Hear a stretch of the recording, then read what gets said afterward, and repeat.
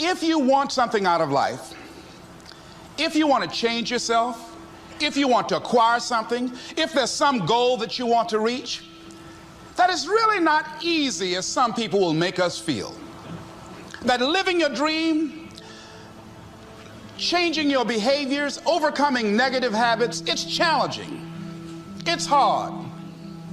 Most people go through life never discovering what their talents are.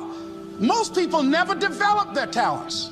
They have skills and abilities, but if you don't nurture them, if you don't develop them, they will never serve you. Your gifts can take you many places if you develop your gifts. Most of us don't like to do those things that come easy to us. I've always loved to talk to people. I decided, taking this advice, to develop my skills as a speaker.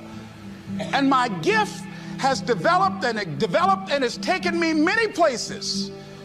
You have something that you brought to the universe, and that if you decide that my life deserves my developing this, what I do well, and becoming the best at it, and mastering myself, and seeing what I have within me, if you decide to drop your buckets where you are and develop your gifts, I grant you, you'll never ever be without.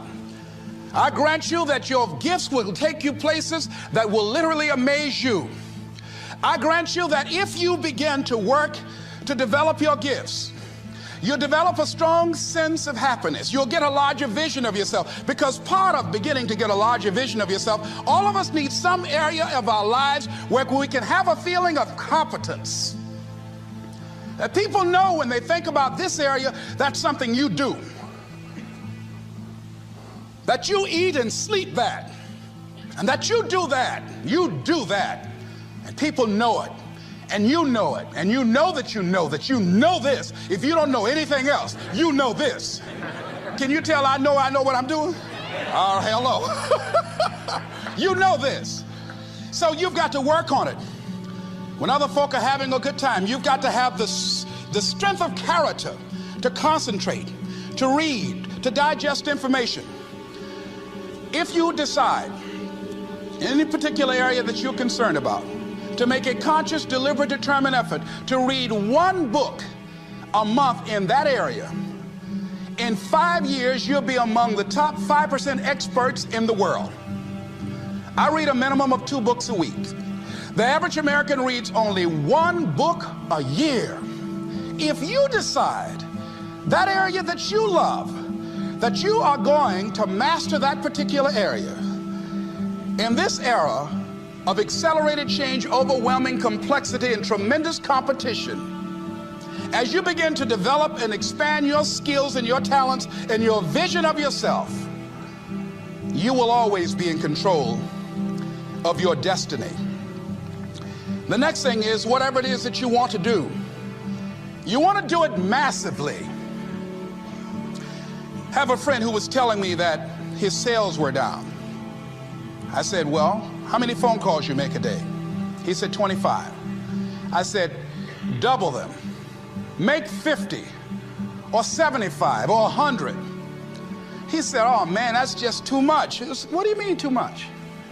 You behind on your bills? You're talking about too much? You know one way to get back on your feet real quick is to miss 2 car payments? You talking about you're tired? There's no competition out here. Decide that you're going to push yourself. Most people won't do that. Most people give up on themselves easily. You know the human spirit is powerful. There's nothing as powerful. It's hard to kill the human spirit. They asked Benjamin Disraeli, a man who became the head of a country at a time when Jews were not allowed out after 10 o'clock. They said, how did you do it? How do you achieve it against such great odds? He said, nothing can resist the will of a people that will stake even their existence on the extent of their purpose for good.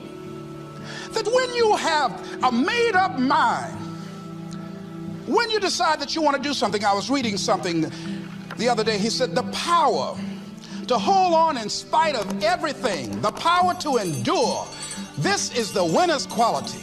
The hunger, the ability to face defeat again and again without giving up. This is a winner's quality. You have that quality within you. When you're hungry, you don't care about the facts. You don't care about the odds. Doug Williams played for the Washington Redskins, quarterback. John Elway of the Denver Broncos in the Super Bowl. Everybody was talking about Elway.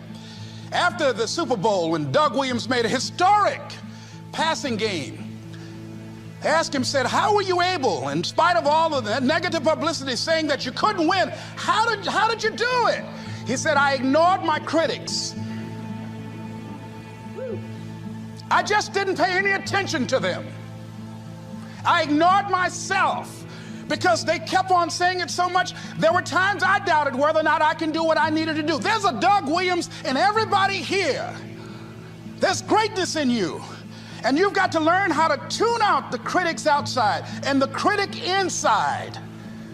And since I'm going to do this, I'm going to harness my will. And I'm not going to let anything stop me.